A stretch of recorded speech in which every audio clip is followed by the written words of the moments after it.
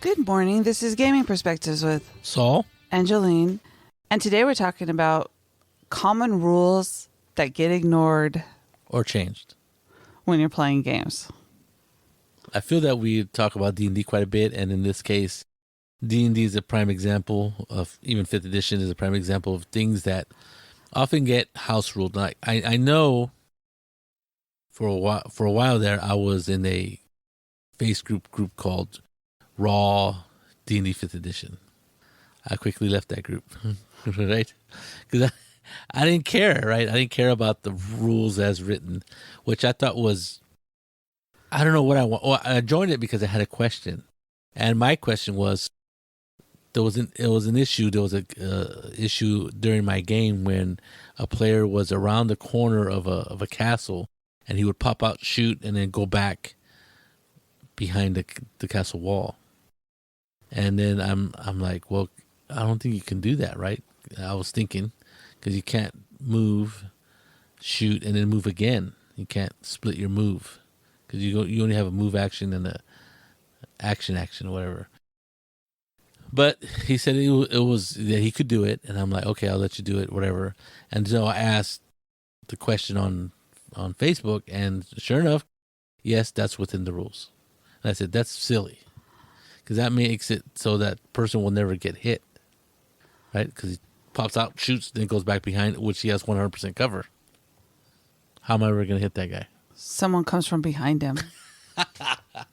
Well, I mean, yeah, I guess some magically teleported outside the castle walls, and Well, that is one of the items that was on the list. oh, there's a list. I like the list. The interactions, right? So in 5th edition, you can interact with an object, and there's a very odd list that these guys showed me. There's movement, there's your action, and there's bonus action. Yes, I think that's where I think 5th edition for me gets a little wonky in the way that the rules are written, and when you start talking about rules as written and adhering to that kind of stuff, for me, my main problem is, does it make sense? Right. Right, and if it doesn't make sense, then I don't like that rule. I got to tell you, with the whole movement thing, I just remember Pathfinder and your 5-foot step. And if the person is within this amount, they get to attack you. And if they pass by you, you get a free attack and all of these things. And I just remember it used to just make my brain hurt because they would sit there with the figures out and explain it all. This is what I want to do. And then they would argue about how close they were and all this other stuff. Yes and no. I mean, yes, that did happen, but I liked 5th edition because it was trying to make sense of the idea that if somebody runs past you and doesn't care about you and doesn't do anything to defend against you, literally running past you, then you should be able to attack that person running past. Did you mean you like Pathfinder or 5th edition for that? Pathfinder. You said 5th edition. Did I say 5th edition? Yeah. Wow. I'm in Pathfinder because to me it makes sense. You got some guy rushing past you to attack somebody else. That isn't paying attention to you? That really isn't paying too much attention to you. They might be like, I hope this guy doesn't hit me kind of look in his eyes. But he's not doing, or they are not doing anything to defend themselves. Yeah, I'll stick out my sword, and heck, all he has to do is stick out his sword and he slices himself and runs into it, right? If he has, if it's a narrow corridor, he's trying to slip past you, it makes total sense. Okay, see, so that one makes sense to you. And then where it gets really funky is how many times do you get a free attack? So that there was a feat that lets you have up to as many free attacks as your dexterity bonus or something like that. So like if you had a really high dexterity, it was really good for you to have that. But then as a GM, I would never do this, but as a GM, we go, well, I'm never going to do that against him or try to get past him because he's going to attack every single guy because he has a high dexterity. He has that, I forget what it's called, quicken defenses or whatever it was in Pathfinder. So I like the idea of that. And like, wow, I get to attack these guys as they run past me. But it usually didn't have a lot of in-game. Well, I never played Pathfinder really that much, but I never really had that kind of opportunities to use those As a combat player. feats as a player. As a GM, As a you GM, got I to didn't see care. it happen all the time. As a GM, I didn't care. I just did whatever I wanted to do. And so, meaning like, sure, I would rush by him and let him have his attacks because that's what he wanted, that Right. particular character. That's the way he built it. Right. And so I would, what would you call it? I wouldn't make it a wasteful decision on the character's part to choose a feat and then it never come up. Right. Yes. That would suck. Once they told you that they had that. Right. I'm like, well, okay, then I'm never going to do that. That would suck. As a GM, I would be a bad GM because NPCs don't know that kind of information. Right. So again, when Chris Perkins, I think his name's Chris Perkins, he was like in charge of D&D. When I saw that, I saw his response. Yes, that's within the rules. That's the way it's played. I quickly left that group. I'm no longer part of raw D&D. Well, Fifth edition. Rules as written has its place, right? Some people really like it because it gives them, they feel as if they are empowered by the rules as they're written. The GM can't take that away from them. I think it's very important for people who are new to playing role-playing games, any role-playing games, or new to D&D, that they want to try to play as closest to the rules as possible. But then again, some of that stuff isn't written, right? Right? It's like, it's just stuff that it has to be interpreted a certain way.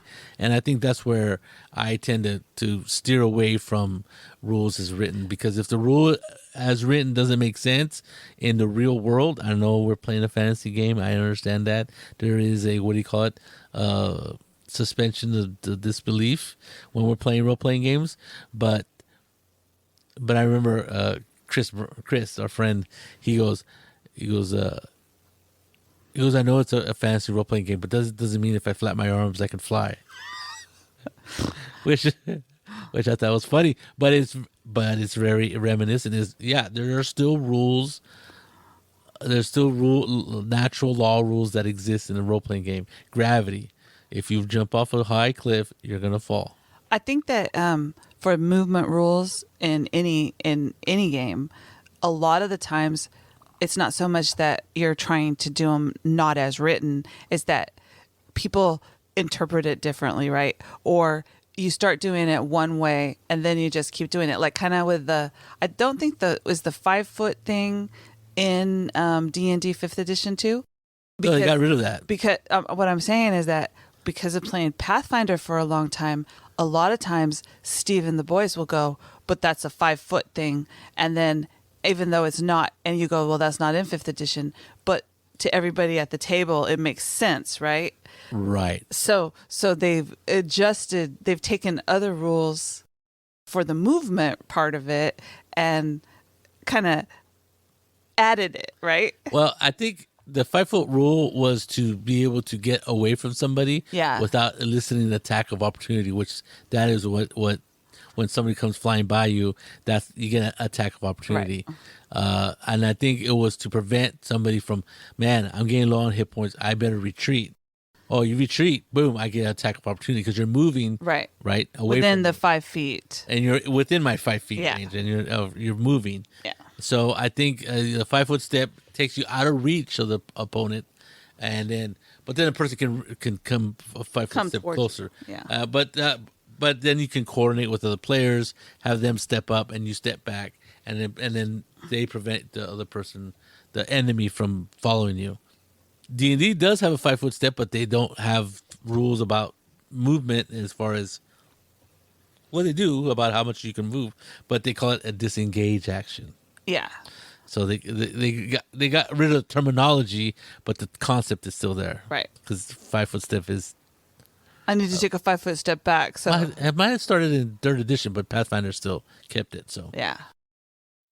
So that rule is very interesting. The idea of disengaging, the idea of taking a 5 foot step, but it makes sense, right? If you're injured, you're gonna cautiously get away from that thing that keeps hitting you with their sword, right? Or if you can, yeah. Right? I mean, it makes sense. So I have no problem with. That's why I don't mind the 5 foot step. I don't mind the idea of a attack of opportunity, because like when an opponent rushes by you and they're not really they're off trying to save the princess, right? And ignore the two orcs next to them. Yeah. Well, the orcs are like, hey, we'll take a free shot. Exactly. He's not paying attention. Well, and that's the way it would happen, right? And it makes sense to me. It does. And I would take a shot. I would be an orc and, yeah, you know what? That's a fool running past me. Well, and a lot of people get not confused, but a lot of people, when it comes to it's your turn, what are you going to do? And depending on what they believe is going to happen or what they want to do, sometimes they want to take out their weapon. They want to take out their weapon, move, shoot, or slice or whatever with whatever weapon it is, and then do something else. Right. And you're like, do you get to do all of those things? Yeah, I think what do they call it? Interactions? Interact with objects. Right. And so in that list, there's a couple things that seem kind of normal, like take something off the table. Yeah. But then there's one like get something out of your backpack. I go, okay, I wear a backpack to work because I've never stopped wearing a backpack ever since I went to college, right? And because they're handy. Mm-hmm. I can understand why women carry purses. I carry a lot of crap. Well, I carry a lot of my calligraphy pen, now my phone charger, cables, and crap, right? I got all kinds of stuff. And then I carry notebooks because I always have to have and your inhaler. And my inhaler, right, in case some cat attacks me. Wild cat.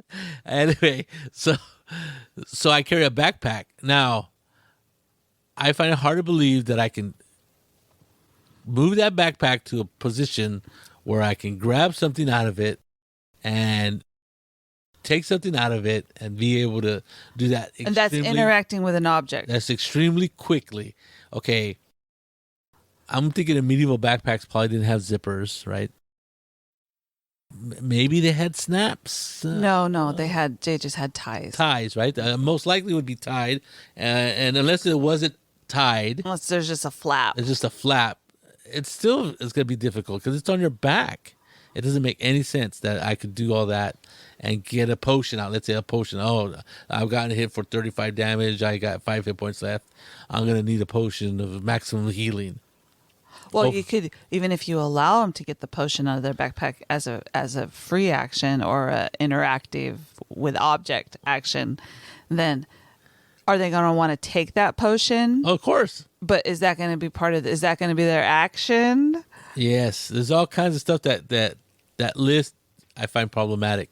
Some stuff is really easy, right? But other things I'm like, and then there's this idea of like dropping a weapon and pulling out a weapon, or holstering a weapon, or not holstering, but putting it into your scabbard and pulling out a different weapon.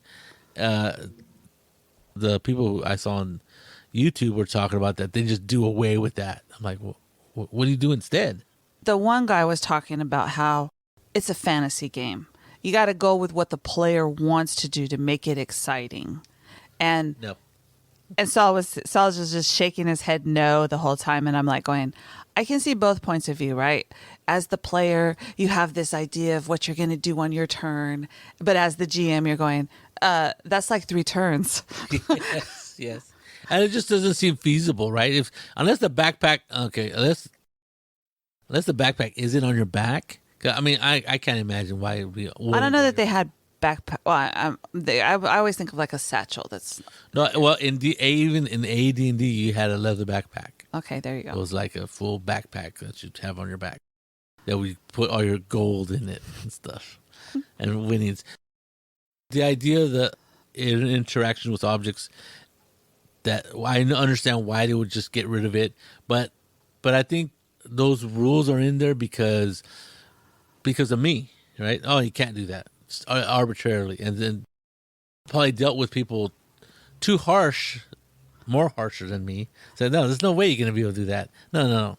Well, and then how about if I drop my bow and pull out my sword? No. And I think that you should be able to drop your bow and pull out your sword. Yeah, I agree. Just remember to go pick it up later. Hopefully it's still intact. Yeah. Nobody stepped on it. Yeah, so I think, but that makes sense, right? That does make sense.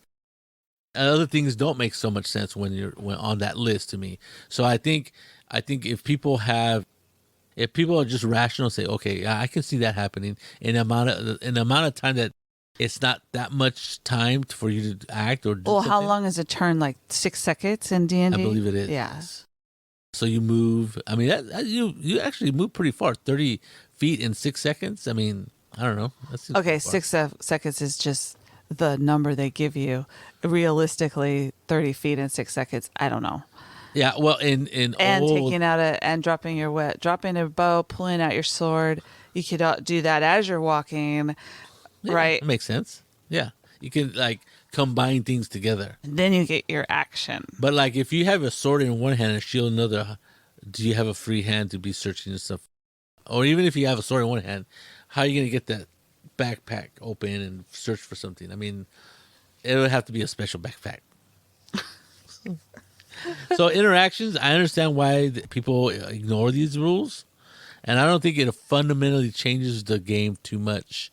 I think anytime you start ignoring rules, the problem is fundamentally you might accidentally change the way the game is played. Like if it's an important rule. Well, movement is a big one, and a lot of times when you're playing with someone you haven't played with before, you got to feel out how the GM is going to react to what you want to do, right? Right. Because you never know, and if you have a session 0, you should talk about that kind of stuff, movement. So if you want to take your sword out, make it clear what people can do, so when you get into the heat of a battle, they're not like, okay, I'm going to do these 5 things and my turn. Right. And the GM goes, no. Yeah, I'm gonna do this list of interactions, which are free actions. Yeah, well, you're limited to how many free actions you could take. They're not exactly free. So I think, I think that is something that you, as a GM, would say, okay, this is what I'm doing with interaction. If you're changing the rules, if you're not changing the rules and not leave it alone, I don't think you have to mention it. Right. But if you're changing something that is Well, in the rule you might want to tell them what your interpretation of the rules are, exactly. because Yeah. they might have a different. You know what I mean? Like, Yeah, but there's a their lot of idea- rules. No, well, just for certain things like Yeah. movement, and along with that comes spell components for and casting stuff, right? Oh yeah. The idea that if you're a spellcaster, there's like 3 different things. There's material components, a voice component, and what do they call it? Somatic, which is movement of your hand. And people get really Nervous. not nervous. They get picky because if the fighter gets to do all of these actions and the spellcaster wants, and it's like a chessboard, right? Okay. Fighters don't always like spellcasters. They think they get to do too much. They're too powerful. And spellcasters are like, well, I want to cast this spell. I have to do these things to do it. And I should be able to do that in my turn. I don't need to take 2 turns to do it. And because the fighters get to do all of these things, right? Because they're saying, I pull out my weapon, I do this, blah, blah, blah. Yeah. So it's like well, if he gets to do that, then I should be able to do this. But with spellcasting and those 3 different elements, there are these rules, and you need to know, if you're a spellcaster, you need to know what the rules are for you. Like if you have to have a material item, you either have to have it on you, and if it's like 300 gold worth of diamond dust, then you're not going to, and it's used each time you cast a spell, you're only going to be able to cast that spell for however many of those you have, right? Right. I think you delve into an area where a lot of people, I think a lot of GMs, I don't remember worrying about VSM, verbal, somatic, and material components, because it was just kind of like, people think it's a hold, and I agree, it's a holdover from AD&D. It continues to be that way. And by 5th edition, next time they'll probably get rid of it. And that's my guess. But the reason people don't like it is because it's so it's just it's like counting bullets, right? It's like something else that they have to keep track of. And not nobody, I was going to say nobody, but a lot of people don't like that nitty gritty keeping track of. I got to have bat guano was a big deal, because I think bat guano was for like spell, for like something like what is it, magic missile or something, right? I remember one time Ian goes, he says, Saul, this is what I need to cast this spell. I keep it all in this pouch. I have it tied to my hip. And he was specific, because he knew that for that particular spell, he needed certain things, right? Right. And a lot of spellcasters, they have like a focus, right? If they're arcane, they carry a focus. Like, I wear this necklace that makes me be able to do this. Wands. Yeah, wands, different things. Yes. But it is a big deal to some people and not other people. Well, when you eliminate material components, is that it's easy, right? And like especially somatic or verbal, you just got to say it. You just got to move your hands in the air. People go, oh, okay, this is no big deal. Material components also don't matter if it's like iron shavings and stuff. Right. But when it's valuable stuff, like I forget what, I think Raised Dead is like a 10,000 or at least 1,000 gold piece gem or something like that, Yeah. right? Where it costs a lot of money. So when you ignore material components, it could change. Like, well, do you want?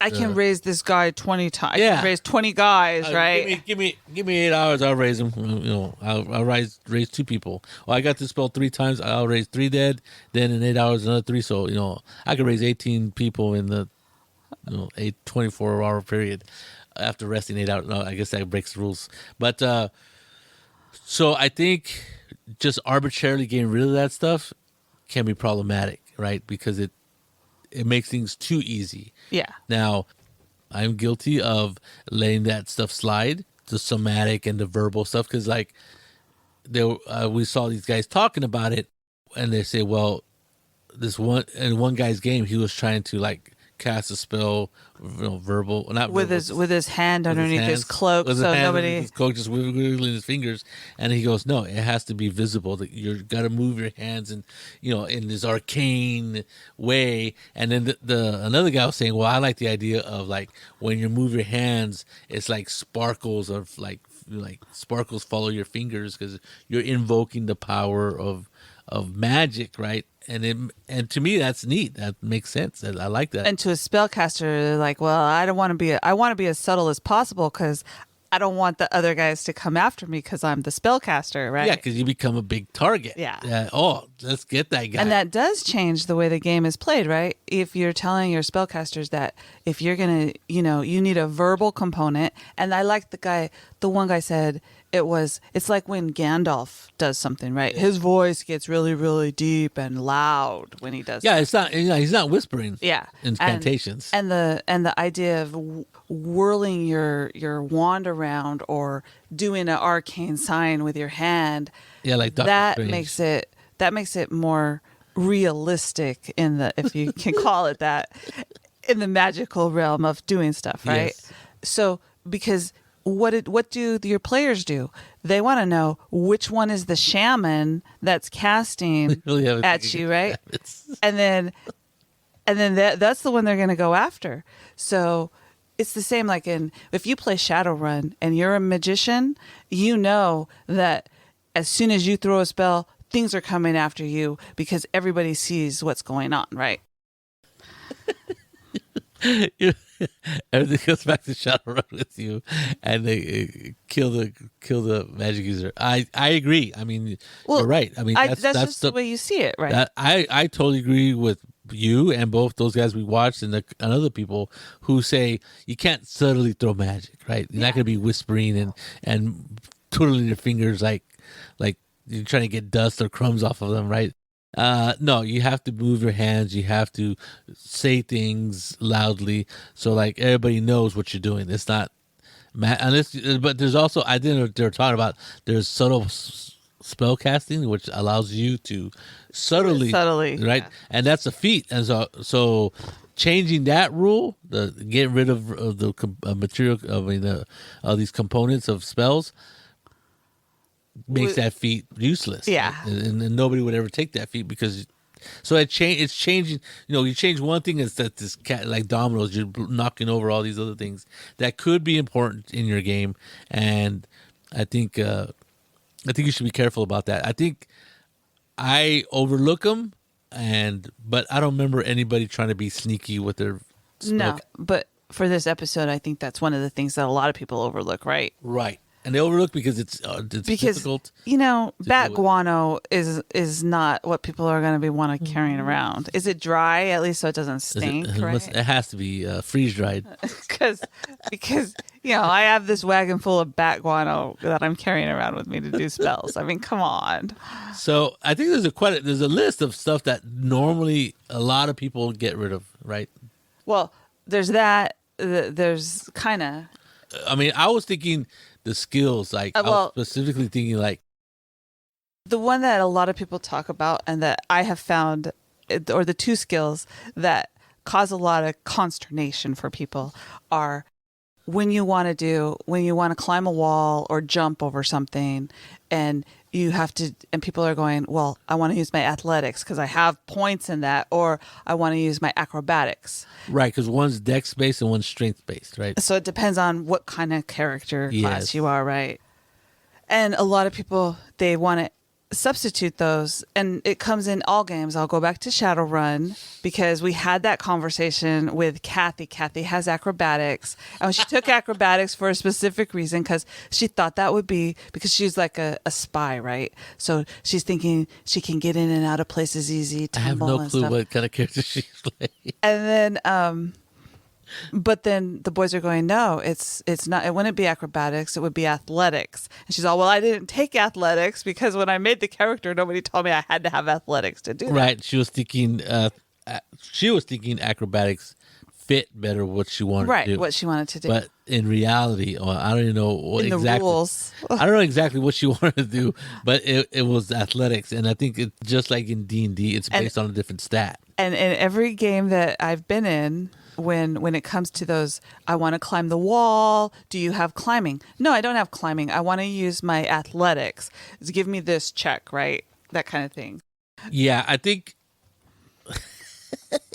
that was pretty funny because Pathfinder had climbing. It had something had jumping, but nobody took it, right? Where you want there was something about jumping and climbing. I don't think that's a skill. Can I use my climbing to do that, or can I? Yeah, I don't know. I don't know if there was. I think the jumping rules in D&D has always been kind of wonky because you have to do this sort of math stuff, and it wasn't it wasn't a skill. It's like you get your strength, and are you a long jump, standing long jump, or you running jump, all these things. So it was always this formula that she had to do, and it doesn't matter because they got rid of it. And I think I forget what the rules are. When they get rid of something, that's probably because it didn't work. Or it was just too problematic, right? Like grappling. I forget. Honestly, I can't remember. Isn't grappling just a strength check? I don't know. They had a grappling table in, I think, AD&D. Oh, God. A table. And they had a grappling table in tables in AD&D. And I think 3rd edition tried to do something. I don't remember, and Pathfinder, and then I think 5th edition just made it really easy or whatever. But it doesn't matter. Yeah. But what happened is that when D&D 5th edition came out, they really consolidated a lot of skills, right? Remember in Pathfinder and in 3rd edition, he had pickpocket, he had lock picking, he had hide in shadows, he had move silently, and now seemingly all those are like one, right? I don't know. Like, seemingly, that's if you know which one you're supposed to pick. Well, okay, like move silently and hide in shadows. Those are 2 skills. Now are those stealth? Now it's stealth, right? It's just one, and the other stuff could have been incorporated in those other skills, but anyway, so that's what they did. So they consolidated a lot of skills, and then some people are going, well, that obviously is athletics, and other people are going, no, it's not. That's not athletics. So and that's what you had Kathy's problem, right? She thought it was one thing, and everybody's going, well, no, that's not what the rules. I agreed with her because I said, well, if she wants to make her character where she can tumble and more like, she's a spy, so she's like a cat burglar, right? That's what she was thinking. Yeah. Versus athletics where you're working out brawn. Yeah, you're brawny. So that's where the problem comes in with things like that. When you go, well, I want to do this, and everybody goes, okay, that's athletics, and you're going, but I don't have athletics. I want to use my acrobatics. I have acrobatics. So that's always an interesting problem that arises, and it always arises in our games that people want to try something that they're good at, right? Yes. And they're like, well, I'd rather use my athletics. I mean, athletics or acrobatics. And what happens in my game, what I do is, again, I always revert to, does it make sense to me, right? If, for example, jump. I want to jump across one building to another. Okay. Do you have jump? Well, there's no jump in D&D, right? Or whatever. Or not. There's no jump in Shadowrun either. So they're like, well, I'm like, what are you trying to do? Right? And how are you doing it? Right? There's all kinds of factors that would make me go one way or another. Now, of course, I'm not going to, and sometimes I'd give them a hint, but for the most part, I'm just trying to figure out what their character's trying to do. So if they're just trying to, like, they're standing on one edge and they're trying to jump to the other side, they'll probably just use athletics, which is based on strength, because you're right. But let's say you're saying, well, I'm gonna run, and is there anything up here that I can use to launch myself off of it? What are you talking about? Like a barrel or something? They're gonna jump on the barrel and use that, and then do somersault or cross it. Well, it just might have reverted now to acrobatics. Yeah. Right. And there's all kinds of ways you can mitigate or explain how you're going to do it that would make it one way or another. A lot of times I favor the player, right? I'm like, if you give me a plausible explanation of why you want to use one skill over the other, I'll give you that. And you played Feng Shui. Oh, there's that too. So like another example is, okay, I want to jump from here to another place, right? It doesn't matter where. I'm like, okay, sure, use athletics. That's different from saying, well, I want to jump from here to there, but there's a ring of fire, and I want to try to jump in between this ring of fire. I'm like, okay, then you can use Acrobatics. right? Because you're not only trying to jump, you're trying to squeeze in through a place. So that makes sense to me. Right. So you're right. There's all kinds of things that happen in those situations as far as skills. Another one they were. I think one of them was stealth, right? Stealth? Or I want to hide in plain sight. Oh, that's ridiculous. The idea that there's a battle going on around you and you're just gonna hide right in the middle of it, or I'm using my stealth and nobody can see me, kind of thing, right? Yeah, I mean, I think there's got to be a physical place that you cannot be seen, right?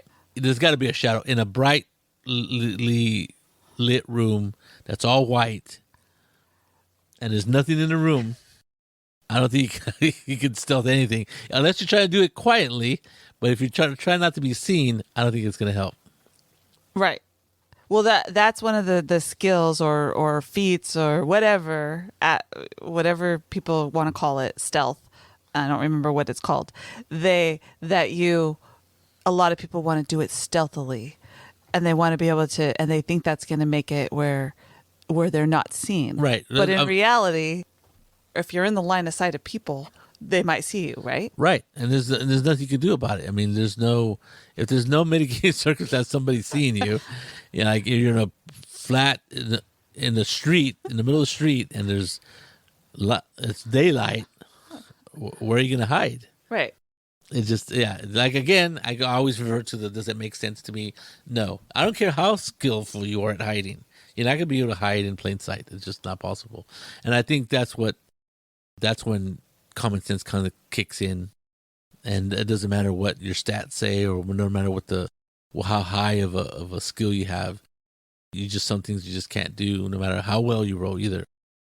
So those are necessarily rules that are ignored, but people do change them, and GMs have to deal with those kind of questions all the time as to. Another one is insight and I forget what. Perception. Perception. I'm going to perceive if this person is lying. Are you perceiving they're lying, or are you trying to figure out if they're lying by using your insight? So, I mean, I know those are the kind of things that people try to get away with. And I think, like I said, if you just revert to this common sense kind of thing and say, well, it doesn't fit. It doesn't, and you're not perceiving a lie.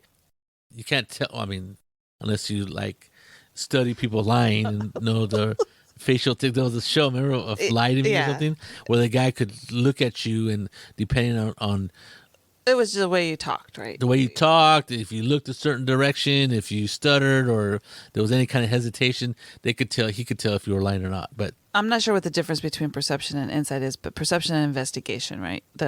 Are you perceiving what's around you, or are you trying to figure something out? yeah, exactly. What is your senses, or what are your senses telling you, and what can you logically ascertain by studying studying the situation? And I think when you look at it that way, it's pretty. You got to remember what the meanings of those words are. I think a lot of people get confused. Well, I can perceive the lie. I'm like, no, I don't know. Well, perception is one of those. When your GM says roll a perception check, you're like, okay, what am I supposed to figure out, or do I see something coming at me, right? Well, like people will ask you, what am I trying to perceive? Yeah, what is it? At first, I just want you to do a perception check. Don't worry about it. And that can be frustrating because do you notice the ninjas are sneaking up on you? I want to know if you notice that you just walked into the mouth of a red dragon. I think GM should reserve the right to say, "Well, just roll the die for me." I think a lot of it has to do with not changing the rules, but how people see the rules, or not just the rules, but what is the check going to do, right? And a lot of times the player character or the player for their character goes, well, my character, I built it this way and I can do these things because that's what I want to do, right? Versus, and you go, well, okay, this is what I want to do. And the GM's going, no, that's not going to work for this particular situation. Right. I think another thing is people overlook all the time or just don't want to deal with, again, has to be counting numbers, is how much stuff you can carry, right? Yes, encumbrance. In AD&D, it was very important how much you could carry. And hence our wagon loads of stuff. Because we always try to carry stuff, right? And we go, well, you can carry, and it was kind of crazy because you can carry up to 5,000 gold pieces or whatever. I think a lot of GMs allow people to find bags of holding so that they don't have to deal with that, right? Yeah, yes and no, right? And a lot of it depends on the immediacy of what they're trying to do, right? If they're trying to carry, I think there was at one point.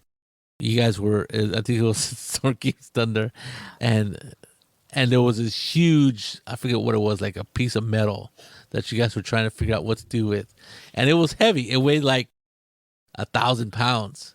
And like, well, you guys ain't gonna be able. It was in the ground. It was in the ground. Oh, yeah, so it was in the ground. You guys gotta take it out, and you guys took it out, and then I'm like, okay, what are we gonna do with it?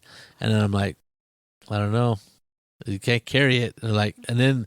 That goddamn pavilion. The pavilion. So at one point, they were on 5th level.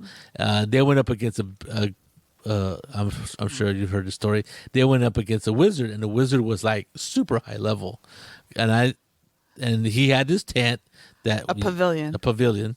Yeah, it was a pavilion. That was like the TARDIS. It was bigger on the inside, right? And it was like a tent of holding, and you could fold it up and take it with you. Yeah. Now, we ever establish whether you could put something that was alive in it and fold it up and it's alive? We decided that. I don't know if we decided that. We put chairs in it though because they weren't alive. Yeah. So anyway, so Ian wanted to put the giant pole. Yeah, it was a big what do you call that thing? It was like a megalith. Yes, exactly, inside the tent, which weighed like literally 2,000 pounds, right? A ton. And then I think it'll fit in the tent. I'm like, God damn it, because they're not supposed to take. But I think your decision was it's too heavy for the tent. I think what happened was it was too big for the tent. Yeah. So it wouldn't fit. You couldn't close the flap on it, and then so you guys were. So the moral of the story is don't ever let your players obtain a giant pavilion that folds up. Yes. And they can put all kinds of stuff in and take it with them. Yes. And it didn't weigh anything, right? Yeah. No matter how much you put in it. It could be stuffed to the gills and it wouldn't weigh anything. It would weigh. We did have the moral dilemma of whether to put a person in it or not, and we decided not to because we thought they might die.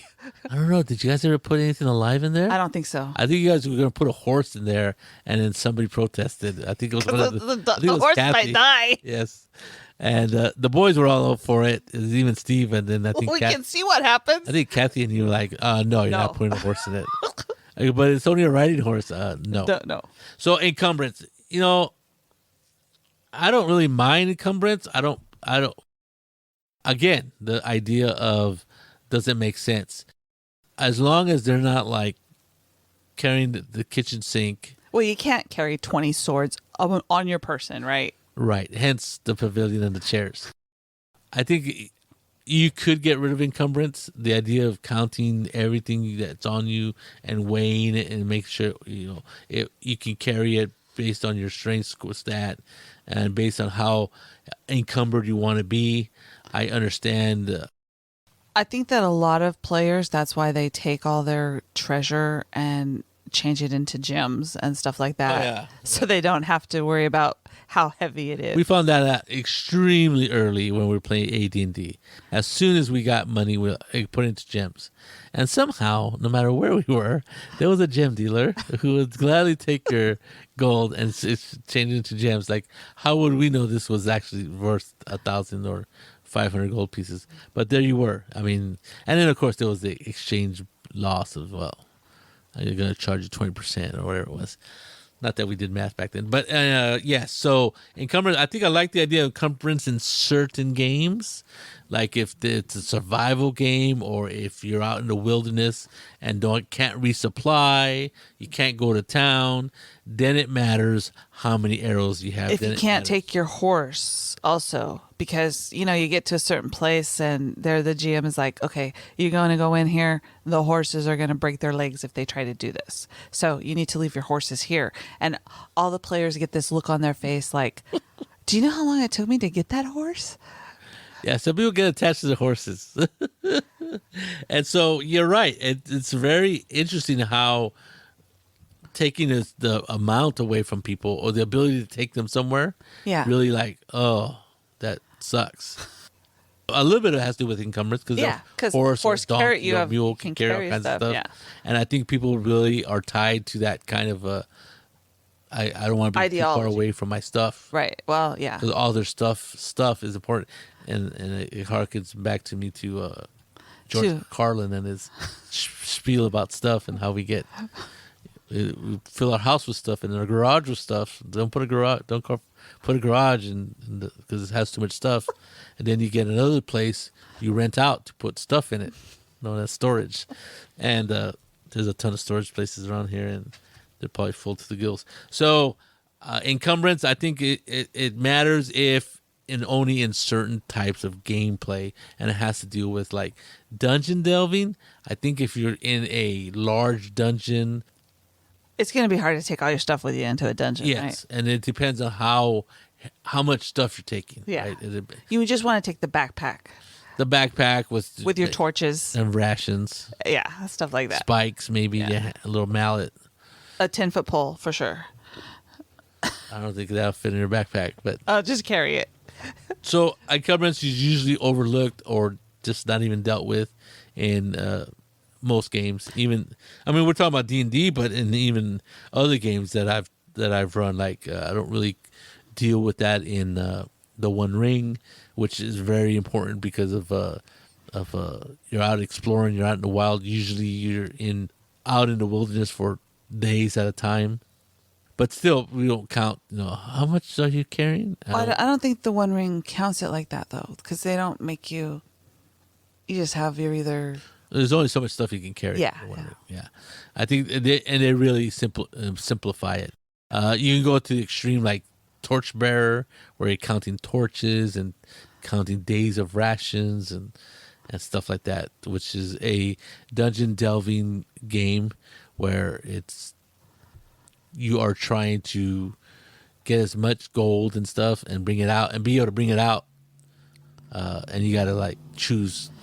So as you can see, there are all kinds of different kinds of rules that get either misinterpreted, ignored, changed because of the way people overlook them or see them, or they want to do something different than the way that it's written, and they didn't realize that it was written that way, or someone just misinterpreted it, right? Right. So there's all kinds of ways that rules get ignored or changed. So for one reason or another. Usually, sometimes out of ignorance, sometimes out of not liking the rules. But then you got to also remember. You always have to remember, if you take something out or ignore something, how is that going to change the game? So there you go. Good luck on that. This is Gaming Perspectives with Saul and Jolene. and you have a good day.